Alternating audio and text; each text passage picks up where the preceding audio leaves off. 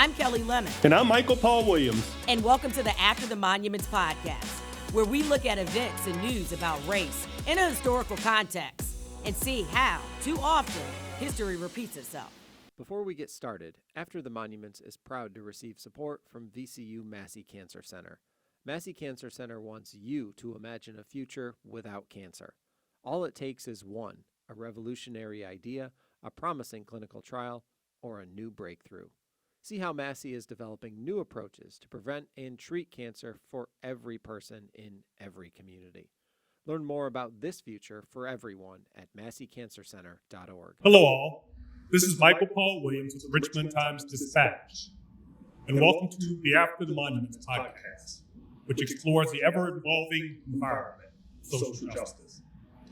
We're delighted to have as our guest today, Chelsea Higgs Wise, Executive Director of Marijuana Justice, who has been at the forefront of Virginia's transition to a state where marijuana can be legally purchased. That transition just got more challenging since recent moves by Governor Youngkin. Last year, Virginia legalized possession of up to an ounce of marijuana for adults. Anyone caught with between an ounce and a pound, that's 16 ounces, is subject to a $25 civil penalty. People with more than a pound face a criminal felony charge. Youngkin has proposed instating a criminal misdemeanor for people caught with more than 2 ounces of marijuana.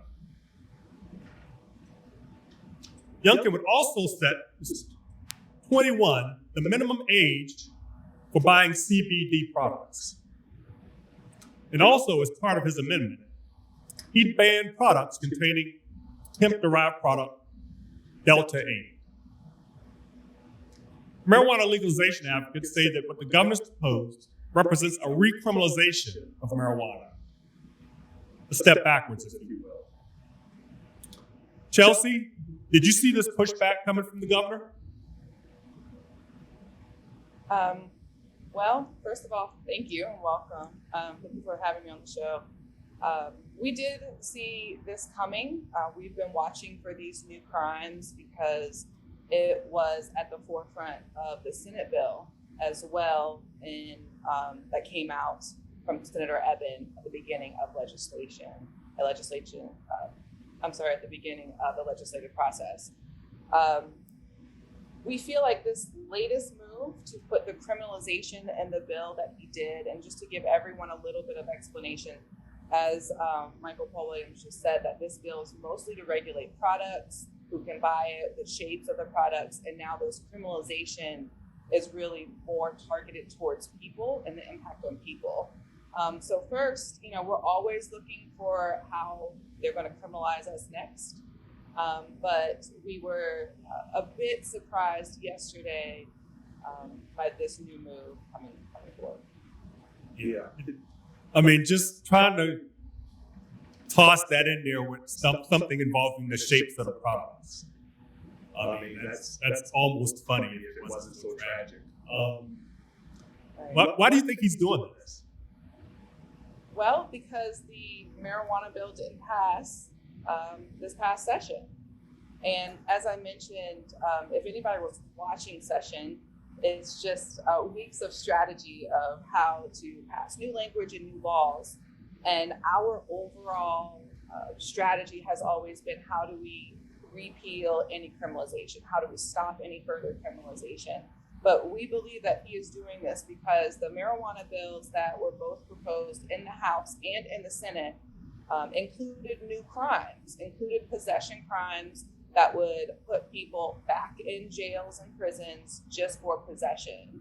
And because those did not pass, we do believe that they're going to try and again give the law enforcement back these tools to police and target Black and brown people in the Commonwealth. Now, why do I say that? I say that because that's what police have been saying since last year. They've been saying, how are we supposed to do our jobs if we can't stop people from marijuana? If it's legal, how are we supposed to know who to stop and how to really do our investigative work? So what we've always known, for those of us that have been following the war on drugs, that really was manufactured politically in policy with Richard Nixon in 1971, And in Virginia, that's when we took on our marijuana prohibition laws as well to follow that national trend. So what Governor Youngkin is doing is, like I said in the report, is really reactivating this war on drugs by saying we need to find a way to criminalize people in proximity to the plant, specifically Black and brown people, which is who the war on drugs was always supposed to criminalize in the first place. So really just continuing to empower the carceral system and carceral actors, which I'm really trying to get the point across that also businesses are carceral actors, not just law enforcement, prosecutors, and judges, but with exploitative businesses, that is also part of the carceral system that we have to look out on when we're talking about legalization. All right, so I'm processing this as I'm thinking of Republicans in the legislature trying to reinstate a portion of the death penalty, which was abolished. So that if there was a homicide in which a cop was killed, police officer was killed, that the death penalty was reinstated. Now, what I'm hearing is there are no permanent victories.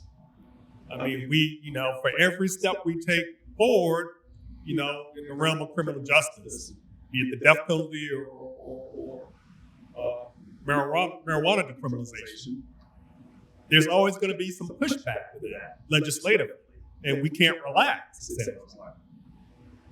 And you hit it right on the head, which is the problem with reform. And a lot of people that may know me might know me as a marijuana advocate, which is the reform world, but a lot of folks know me as an activist. Really quickly, the difference between an activist and an advocate. An activist is someone that works outside of the systems, works for mutual aid, works in the community. You may have seen me and heard a lot about my voice there, particularly on Race Capital, which is a podcast that you've heard me on centering abolition. But you've also seen me in the reform world, which is the advocate, which is the policy space that we're talking right now. And these are two very different worlds. But the reason why I wear both hats is exactly what you just said, because we are never really going to see our community win, our liberated win in policy. It's going to constantly be a hamster wheel of defense for our people. And that's why I'm really here always amplifying both spaces, because we have to be able to work as a community outside of these systems if we really want to maintain any type of safety and making sure people are outside of cages and we're not recreating what Virginia really started over 400 years ago, right? What can you tell me about the Delta 8 piece of this? Marijuana justice does not have a particular stance on this, because we really are focused on repealing the criminality, and because this is such a business sense. But my personal experience was getting phone calls just about every day from Black and brown entrepreneurs that said, this seems like an attack on our business, on our profits. And so to me, it was pretty telling that the folks that are really succeeding in this cannabis world right now legally are a lot of Black and brown folks, and this bill that came forward is also going to limit them. And so I also would not be surprised if we look at what other organizations or what other advocates are behind the Delta 8 ban, particularly because it is a competition for them, right? So when we look at other medicinal operators and things, they have been big advocates to push and shut down Delta 8 in order to keep the monopoly on legal weed right now, which is medical dispensaries. Any thoughts on the age limit for buying CBD products? A friend of mine a few years ago, when we increased the age limit to 21 on tobacco, said, hey, this is just preparing the criminalization for cannabis. Well, that person was absolutely right. By increasing the age, it allows for law enforcement to target young people, 18 through that 20-year-old age limit. And what is so important for people to remember is that during the drug war, and particularly in Virginia as well, while we were locking up and arresting and penalizing 20 to 30,000 people a year starting in the 90s, the majority of those folks were young, Black, and male, between the ages of 18 and 24. So we can all do the math here. If it is now illegal for anyone under 21, that's almost half of that population that it's still very legal for law enforcement to target them, put them in a cage, bring on these collateral consequences that we see with marijuana prohibition, which means you can't get an apartment, you can't get financial aid, you can't, you might even be deported. Marijuana prohibition, marijuana charges are number 4 on the deportation list. Right here in Virginia, in Richmond, RBHA is being sued, or was being sued, because they were not allowing people to stay in their home because of past marijuana charges. So as we really continue to talk about this, we have to realize who the drug war has always impacted. It's been our young folks. And so by recriminalizing marijuana, we are recriminalizing a whole next generation of Black and brown Virginia. Yeah, age prohibitions involving adults has never made any sense to me. I mean, I'm old enough to remember when I was 18, I could legally purchase beer and wine. That's how old I am. And the argument back then was, if you can go fight a war and die in a war, you should be able to have a beer at home. And the same applies today. I mean, Lord knows I'm not a fan of cigarettes, but I mean, it just seems ridiculous to me that adults are allowed that level of agency to purchase adult products. It is, and we also just have to look at what the penalties are for if you get caught and you're under 21, right? It's not just a slap on the wrist. It's not, hey, you got to go get some services. In Virginia, you can also still be put in juvie. You can very much go to jail. You can be classified as a juvenile delinquent. And if you don't know what that means in Virginia, it means that all of the services that you could receive outside of detention to keep you in your home, once you get classified as a juvenile delinquent, all of those are off the table, and the only option for you is juvenile jail. And that's how marijuana prohibition is still happening in the Commonwealth. And it's why in our Canada Justice Coalition, we work very directly with Rise for Youth. They're one of our first organizations to join along with us, understanding who is most impacted in this drug war, where we really see that equitable legalization could be the gateway to dismantling this racist drug war. Real quick, After the Monuments is proud to thank Team Henry Enterprises for their support of our show. Team Henry Enterprises is a Black-owned contracting firm specializing in office, retail, medical, multifamily, and higher education construction of all scopes and sizes. In the wake of the George Floyd protest, Team Henry is the very firm contracted by the city of Richmond to take down the Confederate monuments in Richmond and by many other municipalities to remove other Confederate monuments around Virginia and throughout the Southeast. Learn more about Team Henry and how they can help your community rebuild, renovate, or design at teamhenryent.com. What's the incarceration landscape like for those who are currently in prison for possession offenses? Great question. So I just want everyone to know that in the 19 states that are legal, not one state has actually completed their resentencing procedure and process. Not one state. Let me say that again, y'all.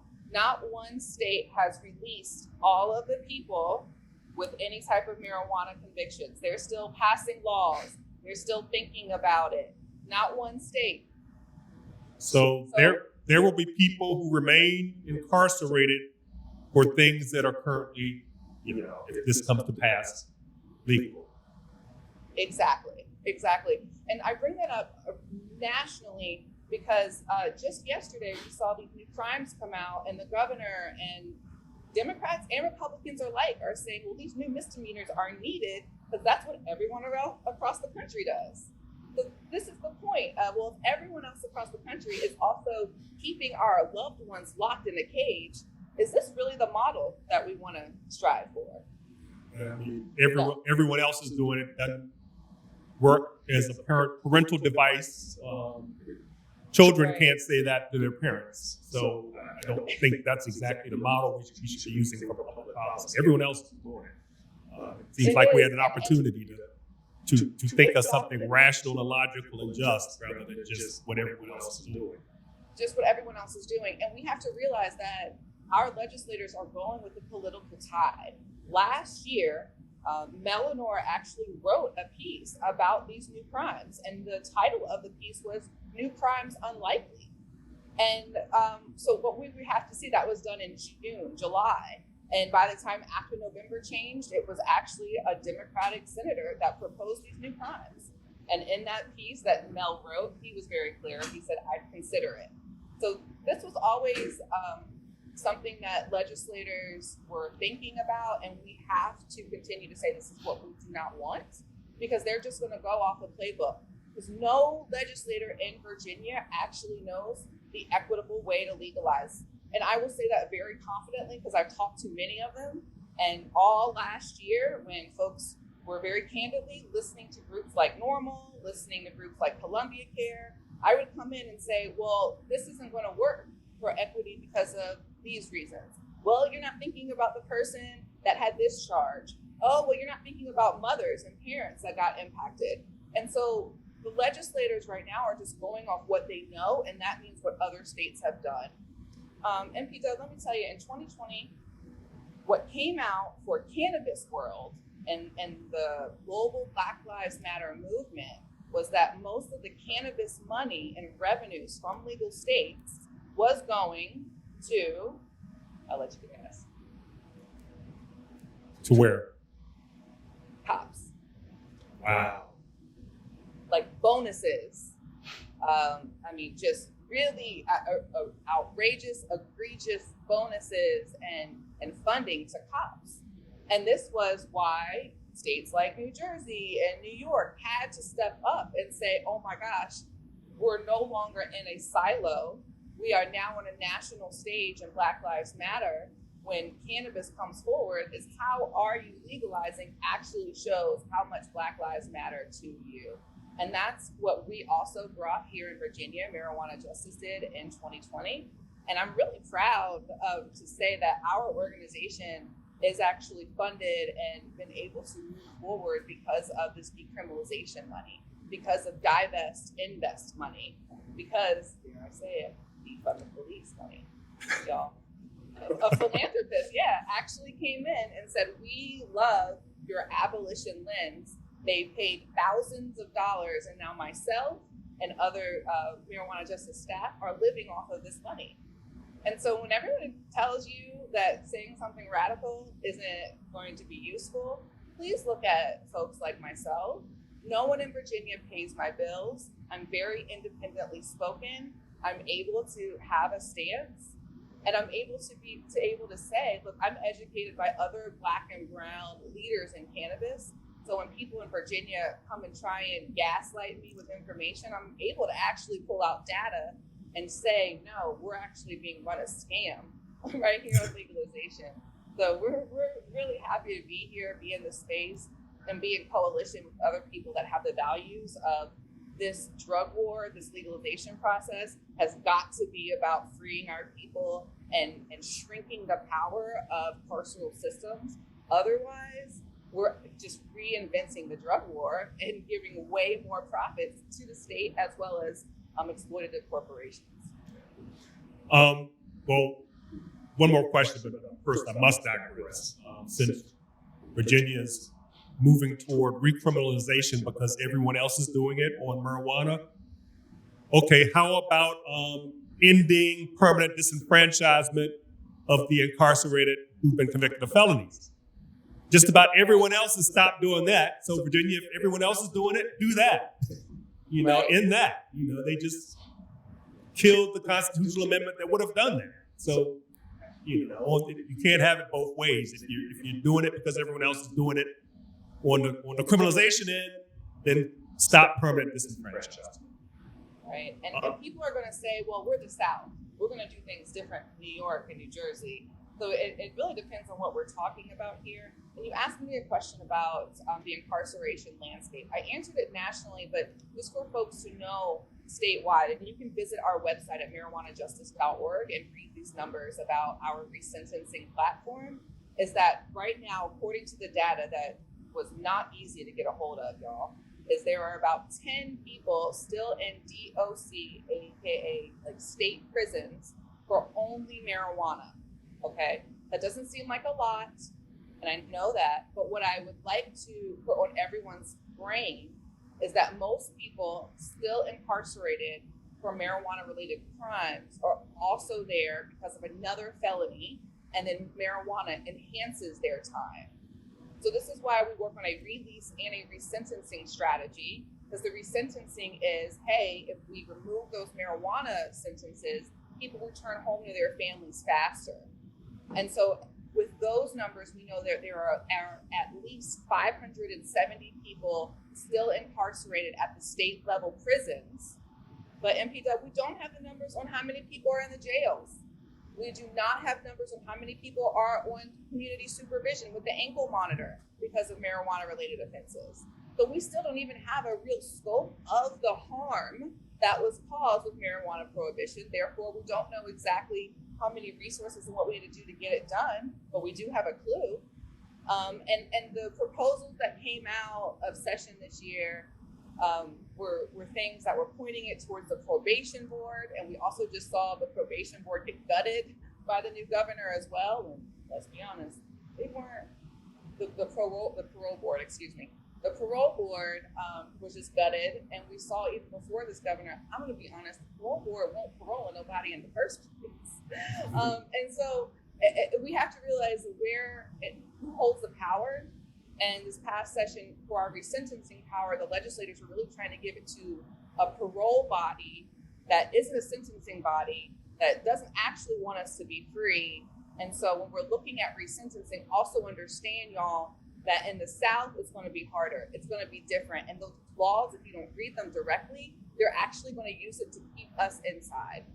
Last piece about that resentencing that came out is that you were not supposed to have a violent felony if you wanted any type of resentencing on your marijuana charge. Even if that felony had nothing to do with your marijuana charge, if it was a violent one, you don't even get a hearing about your marijuana charge. Wow. So the barriers that are coming up in these legislative bills and their ideas, we cannot leave it up to the legislators to dream our freedom, y'all. And that's why I'm really grateful for the 2020 movement, where I quit my job and was actually not working, completely unemployed for 5 months. I was living off of donations on my Venmo and Cash App in 2020. And I was able to go out and show what we needed in Virginia, recruit funders. I worked in the special session on the oversight bills and the Marcus Alert. And I really used that time in 2020 to build a space for us to come in and talk about repealing the prohibition and setting us free. So that's what marijuana justice has really been able to do. I'm proud of that. I want people to vision that. And I want people to really start looking at the different advocates that are speaking up and asking, is this person speaking for me? Is this person speaking for cannabis 20, 30 years from now, when it'll be my kids and my descendants now being targeted by law enforcement with cannabis? We're really here for the long haul. So that's why our statement is repeal, repair, and reparation. So we want to repeal the prohibition. We want to repair the community's criminal records, and we want to bring reparations, aka whatever revenue the state is collecting from cannabis, we want to see a majority, but some of it come right back to individuals that have been harmed. All right, that sounds as much like a mic drop as anything we can produce here. Thank you so much, Chelsea, giving us your time and being here for the work you do. Thank you for having me. As folks can hear, we're just getting started. So please join us every first Wednesday of the month at 6:30 on Zoom when we have our Marijuana Monthlies. If you missed our Canna Justice inaugural conference last December, we will be doing it again, where we're a justice-centered conference on cannabis, again, online and accessible. And me and my team are always available to answer any of your questions. So please reach out at info@marijuanajustice.org. And thanks so much to this podcast, this platform. Congratulations on this new platform. Thank you. Following your footsteps. I need to get with you to learn some more about the podcasting game. But again, thank you for joining us. After the Monuments is a Virginia Video Network production and produced by Matt Pachilli, Michael Paul Williams, and me, Kelly Lemon. Technical direction and editing from Bill Barksdale. Executive production from Paul Farrell, Diane Salvatore, and Paige Mudd. Will Royer provides studio support. Our artwork is by Krishna Mathis. I'm Kelly Lemon, and we'll see you next week on After the Monument.